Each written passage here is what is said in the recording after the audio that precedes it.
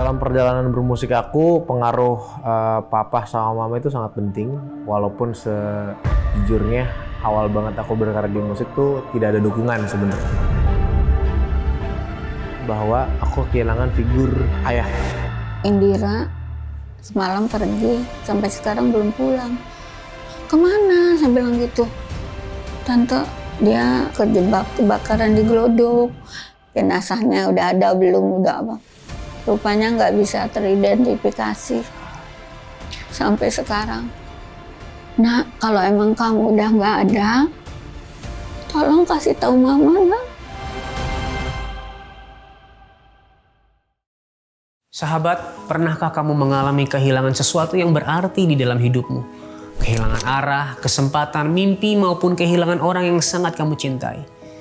Luka akibat kehilangan membuat rasa pahit di dalam hati kita, kecewa dan bahkan mengikat kaki kita untuk melangkah maju ke depan. Seberapa keras pun kita berusaha selalu berujung kegagalan karena ada beban yang menumpuk di dalam hati. Sama seperti sahabat kita yang satu ini, ia seorang penyanyi yang merasa bahwa karirnya selalu mengalami kebuntuan. Semua yang ia cita-citakan selalu berakhir pada kegagalan. Dan ternyata hal ini berakar pada kepahitan yang ia rasakan dan simpan terhadap papanya. Penasaran dengan kisahnya? Mari kita saksikan bersama-sama kisah yang satu ini. Dalam perjalanan bermusik aku, pengaruh papa sama mama itu sangat penting. Walaupun sejujurnya awal banget aku berkarir di musik tuh tidak ada dukungan sebenarnya. Aku tuh punya hubungan yang love-hate relationship. Ini jujur, aku ngerasa punya hubungan love and hate relationship sama papa tuh adalah papa itu jadi remnya aku untuk aku tuh tidak menjadi manusia yang gampangan, tapi hate-nya mungkin aku tidak bisa jadi diri aku sendiri karena terlalu kontrol gitu. Pertama kali aku terjun di industri musik itu sebenarnya aku tuh awalnya cover-cover di Instagram. Waktu itu ada 15 detik. Sebenarnya iseng banget, dan waktu itu juga sejujurnya aku ini gak ada kayak kepikiran untuk jadi musisi gitu lah. Pada akhirnya saat momen aku upload di Instagram itu aku dapet DM dan banyak juga orang yang kayak bilang kayak ih lu bagus deh segala macam. Tapi waktu itu ada satu DM yang lumayan aku tuh ngerasa ini peluang gitu dari salah satu label yang dinaungin oleh Bunda Maya Estianti lah, ada namanya Pasto. Nah di label ini juga aku jujur baru pertama kalinya untuk kayak mencoba musik gitu, mencoba nyanyi dengan serius. Jujur happy banget ya, karena aku tuh bukan siapa-siapa gitu. Aku ngerasanya aku tuh perintis dan aku tidak punya koneksi siapapun gitu untuk di industri musik ini, dan aku ngerasa itu bener-bener ya penyertaan Tuhan. Kalau bukan penyertaan Tuhan tuh aku siapa gitu loh. Waktu itu aku kuliah dan waktu itu sejujurnya keadaan papa aku tuh lagi kurang baik gitu kondisinya. Dia tuh kena penyakit paru-paru. Itu juga aku baru tahu ketika sedang menjalani kuliah dan berkarir sebagai musisi gitu. Nah waktu papa sakit tuh perasaan aku tuh nggak terima gitu loh. Perasaan aku tuh aku ngerasa kayak jadi pribadi tuh yang punya figur ayah tuh hilang gitu. Jadi aku ngerasa ayah itu provider gitu ya, pemberi dan segala macam itu hilang gitu. Jadi lumayan nggak menerima keadaan. Aku jadi orang yang nggak bisa bersyukur. Aku compare diri aku dengan penghasilan orang lain. Aku compare diri aku dengan gambar diri orang lain. Yang which is aku jadi ngerasa selalu kurang. Ketika aku ada di industri itu, aku tuh lepas kontrol. Aku lepas kendali atas diri aku sendiri. Aku ngerasa bahwa jati diri aku tuh aku taruh di karir aku.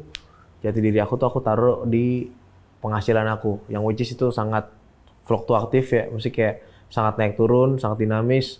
Dan ketika misalkan contoh simpelnya, ketika aku punya karir lagi oke gitu, aku ngerasa kayak aku aman gitu. Tapi ketika aku lagi karirnya nggak oke, aku ngerasa aku nggak aman. Puji Tuhannya setelah aku lulus kuliah, aku kayak iseng banget, kayak aku bingung kan, aduh pengen bikin judul album ya, bikin satu album. Dan sebenarnya ntar kalau misalkan gue punya anak, ya udah pas lagi anaknya lahir, papa punya album loh, cuma gitu. Udah jadi satu album, dan albumnya itu waktu lulus kuliah aku kasih nama Jilid 1 gitu. Jadi ada kayak pendahuluan abstrak sampai terima kasih, bener-bener kayak terinspirasi dari skripsi. Tapi di saat itu tiba-tiba kayak Tuhan ngasih aku DM lagi gitu. Ada DM lagi bahwa kayak itu dari kakak ke untuk meyakinkan aku untuk bisa jalan di industri musik lagi gitu loh.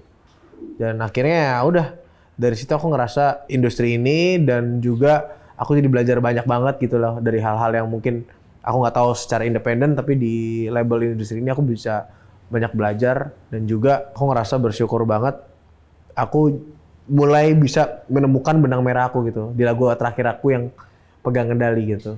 Jadi lagu Pegang Kendali itu berasal dari kehidupan aku, dan maksudnya Tuhan udah taruh di Sony Music dan akhirnya bisa memberkati orang secara lebih luas gitu.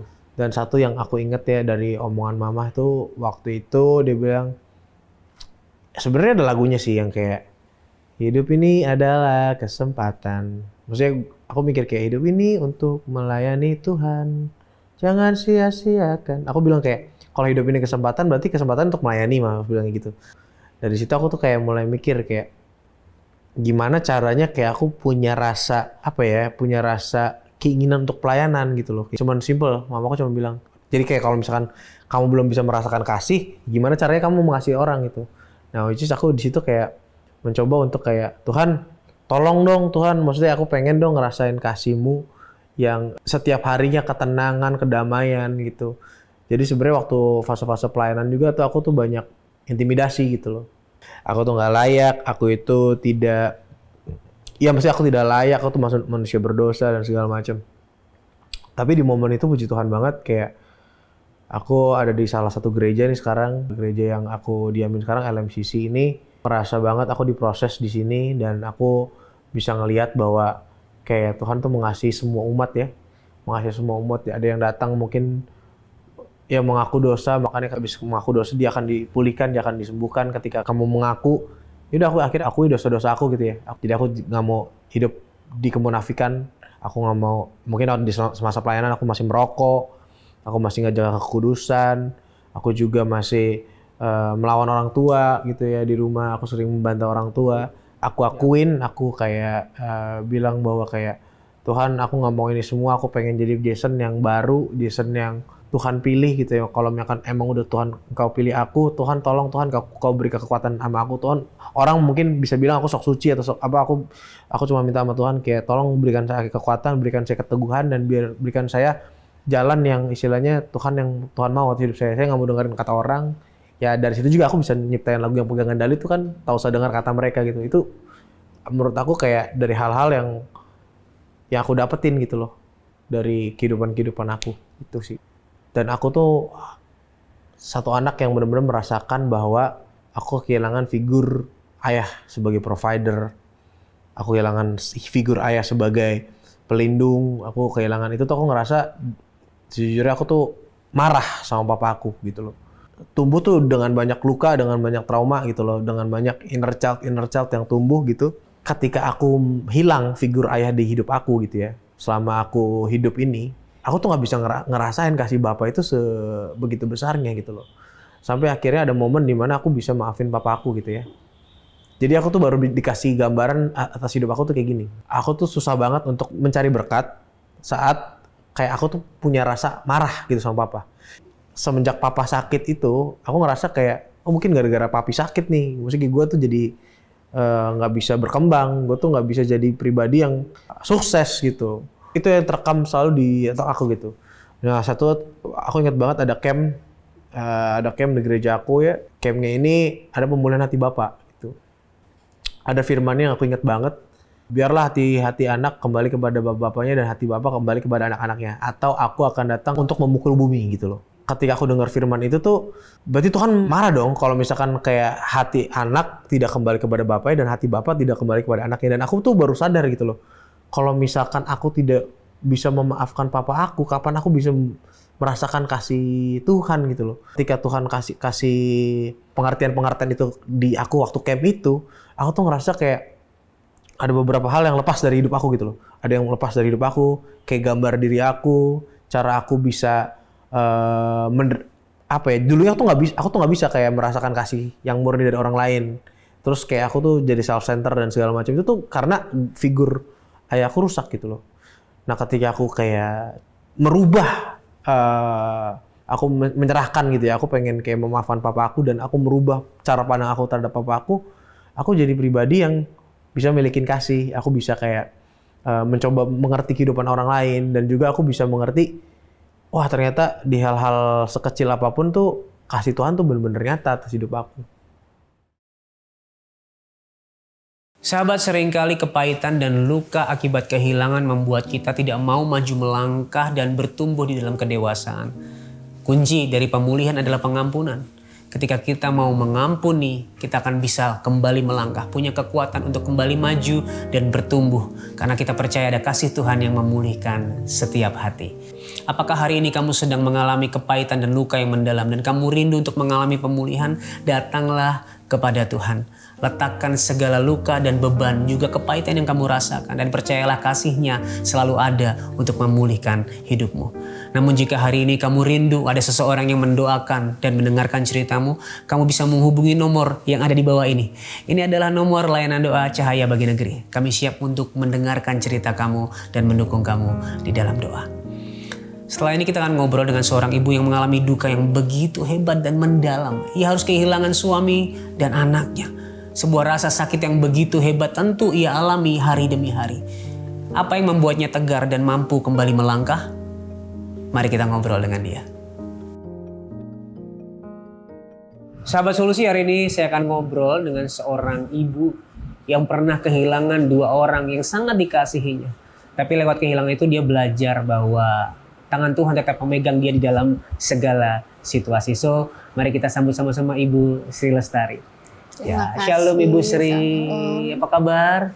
Puji Tuhan. Sehat ya Ibu ya? Sehat. Terima kasih udah datang ke Solusi. Ya. Ibu boleh nggak ceritain sedikit tentang latar belakang kehidupan Ibu? Jadi saya memang sebelumnya saya memang nggak mengenal Yesus ya. Terus suami saya itu seorang Kristiani.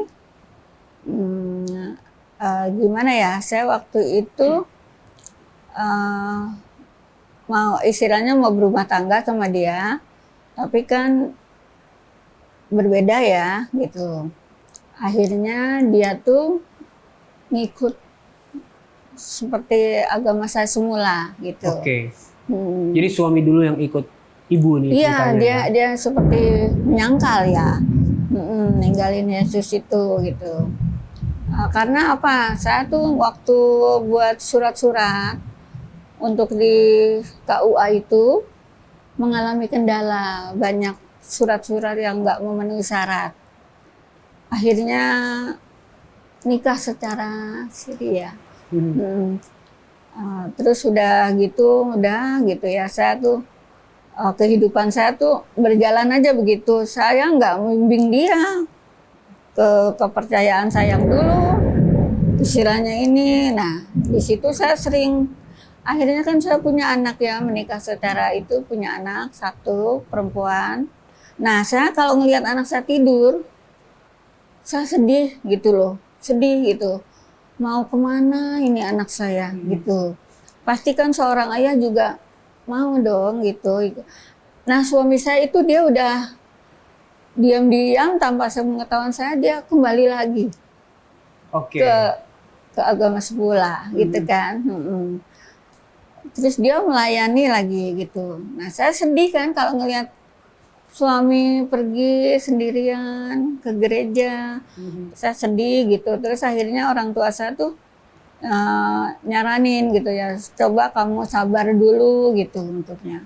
Akhirnya saya tuh berdoa sebelumnya. Tapi berdoanya juga saya berdoa, tapi saya belum ikut Yesus itu. Istilahnya saya sering dengar khotbah, suami saya tuh sering baca Alkitab. Lama-lama tuh saya gini, kok enak juga ya dengarnya, tenang ya di hati gitu kan. Kayaknya gimana gitu ya. Nah, akhirnya saya tuh tergerak ya hati, karena sering dengerin khotbah sana sini, curi-curi dengar lah. Karena gitu. suami mendengarkan waktu itu ya. Suami mendengarkan khotbah, Ibu juga nggak sengaja atau curi-curi dengar. Sering dapat kan kalau dari gereja tuh dapat kayak apa warta gitu. Warta jemaat ya.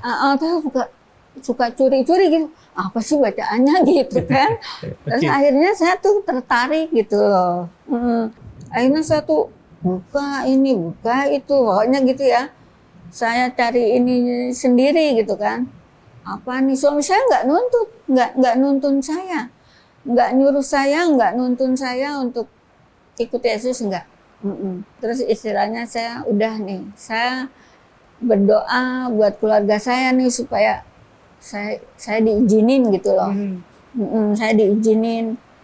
Akhirnya orang yang paling saya seganin ya, bukan takutin, kakak-kakak saya minta izin tuh istilahnya direstuin gitu loh. Terserah kamu udah dewasa, udah bisa menentukan mana jalan yang terbaik buat kamu. Akhirnya kan saya senang ya. Nah, suami saya bilang, "Mah, ada baptisan tuh gimana?" "Ayo udah daftar aja." Saya bilang gitu kan. Daftar aja gitu kan. "Emang kamu udah siap?" "Udah," saya bilang. "Saya udah diizinin sama orang tua saya semuanya gitu kan." Nah, akhirnya saya tuh udah dibaptis akhirnya suami saya ngajuin ke gereja ya untuk peneguhan pernikahan gitu. Ya udah, akhirnya saya tuh jadi kayak menikah dari ulang lagi gitu kan. Tuh dihadirin kedua belah pihak lah gitu. Pada akhirnya Bun, ibu dan suami bisa bersukacita karena tadi kan bingung anakku ini mau ikut kemana jalannya nih. Akhirnya betul. Anak juga mengikuti Yesus Iya, seperti itu ya. sama-sama kita pergi ibadah. Suami saya kan pelayanan juga waktu itu. Sesudah itu ya, sesudah saya jalanin, bukannya enak, mungkin banyak tantangan, pergumulan. Sampai pada akhirnya tahun 2022 itu satu musim yang cukup berat bagi ibu ya. Iya, suami saya ini ya dipanggil Tuhan ya. Panggil Tuhan dalam keadaan sakit. Iya. Tapi sebelumnya nih ya, saya juga nggak tahu itu mungkin udah jalan Tuhan. Kan saya karena banyak masalah terus ya. Terus anak saya bilang gini, "Mama sabar ya Ma, istilahnya Tuhan nggak akan terus-terusan ngasih kita kayak gini gitu. Kalau Mama nggak kuat, kan saya kadang-kadang namanya manusiawi ya. Mama nggak kuat Nak ngadepin papa kamu gitu yang temperamental gitu kan. Nah akhirnya anak saya tuh sering ini gitu kan. Mama percuma katanya gitu. Mama udah tanam begini-begini, sia-sia nanti kalau Mama kayak gitu. Iya juga ya Nak. Nah saya bilang gitu. Iya juga ya, saya bilang gitu. Akhirnya saya dapat lalui gitu. Tapi saya nggak tahu itu akhirnya. Tetapi ternyata nggak berhenti di situ. Maksudnya yang ibu alami harus ada terjadi lagi di tahun 2025. Peristiwa itu ya, yang kebakaran. Ya, harus kembali kehilangan seseorang, anak ibu satu-satunya dalam peristiwa kebakaran Plaza Glodok waktu itu ya. Nah, boleh ceritakan sedikit kronologinya? Kronologisnya. Kan kejadian tanggal 15 ya. Tanggal 14, ya itu masih sering itulah telepon atau video call gitu kan. Nah terus dia, "Mah aku besok ujian nih Mah," gitu. "Doain aku ya Mah biar lulus," gitu. "Iya Nak," saya bilang gitu. Nah terus saya kan minta buku pandan tuh, makanan dingin itu ya kan. Terus dia bilang hari Rabu malam ya.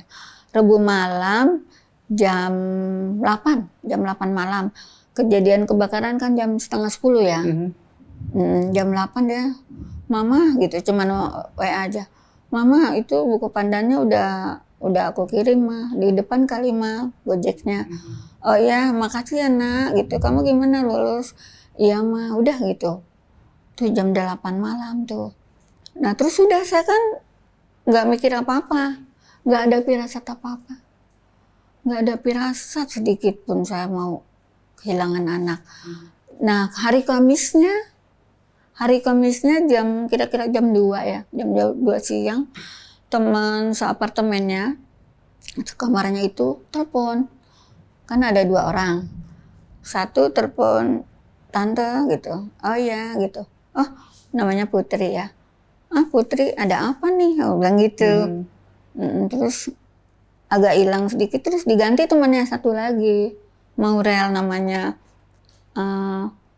Ini tante Indira semalam pergi sampai sekarang belum pulang. Kemana? Gitu saya baru kemana? Saya bilang gitu. Tante dia ini kejebak kebakaran di Glodok. Saya malam nonton TV tapi saya nggak tahu, nggak kepikiran anak saya ada di situ. Begitu ceritanya tuh. Terus akhirnya saya juga nggak langsung entah pingsan, entah ini enggak. Percaya nggak percaya gitu loh. Apa iya gitu kan. Apa nih ya yang saya terima nih beritanya nih gitu kan. Nah karena di rumah kan nggak ada orang lagi, saya telepon adik ipar saya. Telepon adik ipar saya bilang dia juga kaget. Mbak yang benar? Iya Indira katanya kejadian di Glodok. Ya udah dia pulang kerja hari Kamisnya tuh kan. Kamis sore, Mbak nanti saya samper ya Mbak katanya gitu. Nanti kita cek ke lokasi katanya gitu kan, ke TKP katanya gitu kan. Oh ya udah saya ikut aja karena saya tuh ya bingung lah. Pokoknya udah deh nggak ini nih. Nggak bisa mikir hari itu ya. Nggak bisa aja cuman akhirnya sampai tempat TKP saya tuh cuman bengong aja gitu ngelihat lokasinya. Jadi kayak entah iya entah enggak gitulah gitu. Nah tapi kan kejadian itu banyak yang viral. Ada voice note temennya sebelum temennya itu meninggal di situ, dia sempet iniin video ngirim ke salah satu saudaranya lah gitu. Nah itu terdengar suara anak saya. Anak saya cuma bilang dia tenang, kata yang dengar. Saya nggak berani buka-buka itu, nggak. Pokoknya nggak mau deh saya ngelihat gitu, nggak mau dengar apa-apa gitu.